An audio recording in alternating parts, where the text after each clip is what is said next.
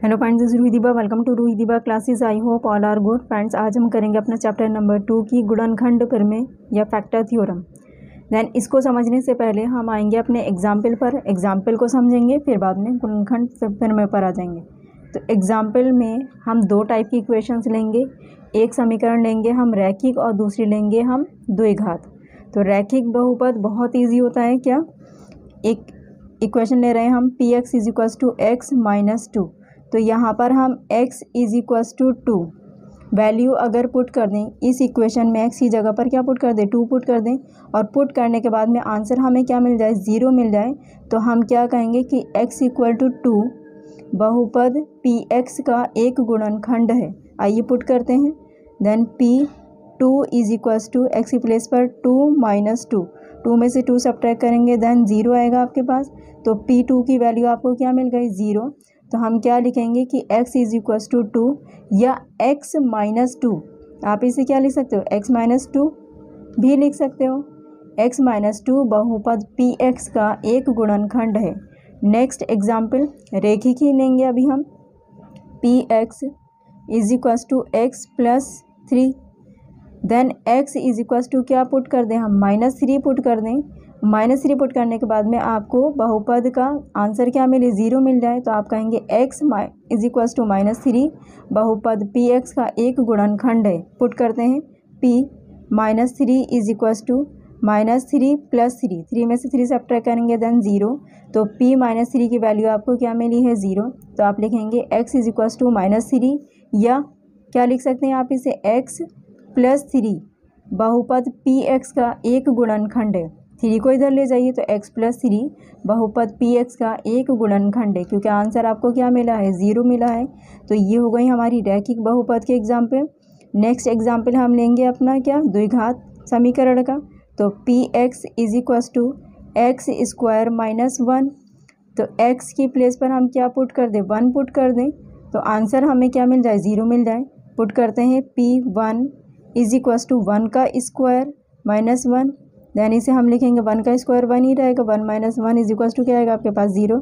Then p1 is equals to 0। तो आप क्या इसे क्या लिख सकते हैं, एक तो x इक्वल टू 1 लिख सकते हैं और x माइनस 1 लिख सकते हैं। तो हम क्या लिखेंगे, x माइनस 1 बहुपद px का एक गुणनखंड है।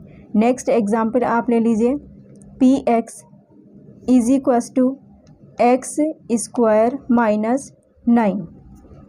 इसे अभी समझेंगे। पहले आ जाइए अपने थ्योरम पर। तो गुणनखंड पर में हमें क्या दे रखी, यदि px घात n n की वैल्यू बड़ी होनी चाहिए किससे, 1 से, या फिर 1 के बराबर होनी चाहिए।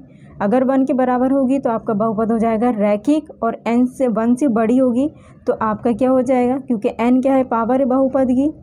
तो बहुपद की पावर अगर n से बड़ी 1 से बड़ी होगी तो इसका मतलब है 2। तो बन जाएगा आपका द्विघात समीकरण वाला एक बहुपद हो और a कोई वास्तविक संख्या हो। तो स्टेटमेंट बहुत ध्यान से समझिएगा। फर्स्ट स्टेटमेंट आपको क्या दे रखी है कि x माइनस a px का एक गुणनखंड होता है। तो हमने यहाँ पर क्या लिखा था, x minus 2, x is equals to 2 लिखा था। तो जब 2 को उधर लेके जाएंगे इज इक्वल्स टू 0 आप लिखेंगे, 2 को उधर लेके जाएंगे तो ये हो जाएगा आपका पॉजिटिव 2। तो x इज इक्वल्स टू 2 या फिर x माइनस 2 बहुपद px का एक गुणनखंड होता है यदि pa आपका क्या आ जाए, 0 आ जाए। तो यहाँ पर हम क्या करेंगे, एक इक्वेशन लिखेंगे, इसी को समझिए पहले। Then x minus a is equals to 0। तो x इक्वल टू आप क्या रखेंगे, a रख देंगे। तो यहाँ पर एक इक्वेशन ले लीजिए, px is equals to x minus a। तो x की प्लेस पर आपको क्या पुट करना है, a पुट करना है। Then pa is equals to a minus a is equals to answer आपको क्या मिला, 0। तो pa की वैल्यू आपको क्या मिली है, 0 मिली है। तो x माइनस a px का एक गुणनखंड होता है यदि pa की वैल्यू क्या मिल जाए आपको, 0। और दूसरा स्टेटमेंट क्या कर रही है, इसी बात को घुमा रहे हैं, मीन्स इसे पहले कह रहे हैं कि pa इज इक्वल्स टू 0 होता है यदि pa की वैल्यू क्या मिल जाए आपको, 0 मिल जाए। तो x माइनस a px का एक गुणनखंड हो या होता है। एक ही बात है, इन्होंने दो तरीके से कही है कि x माइनस a px का एक गुणनखंड होगा यदि pa की वैल्यू क्या हो, 0 हो, या फिर pa बराबर 0 है तो x माइनस a बहुपद पी एक्स का एक गुणनखंड हो। देन नेक्स्ट एग्जाम्पल हमने क्या लिया था, P x is equal to x minus a, द्विघात समीकरण ली थी। तो एक्स इक्वल टू अगर हम 3 रख दें यहाँ पर, तो P3 इज इक्वल टू यहाँ हम लिखेंगे 3 का स्क्वायर माइनस 9, 3 का स्क्वायर क्या हो जाएगा आपका 9 minus 9 is equal to 0। Then यहाँ पर P3 की वैल्यू आपको क्या मिली है, 0 मिली है। तो इसका मतलब है हम क्या कहेंगे कि x इज इक्वल टू 3 या x माइनस 3 बहुपद Px का एक गुणनखंड है। तो इस तरीके से आप और भी एग्जाम्पल ले सकते हैं। क्या, Px is equal to x square minus 25।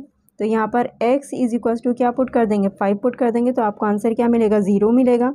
तो आप क्या लिख सकते हैं कि x माइनस 5 बहुपद Px का एक गुणनखंड है।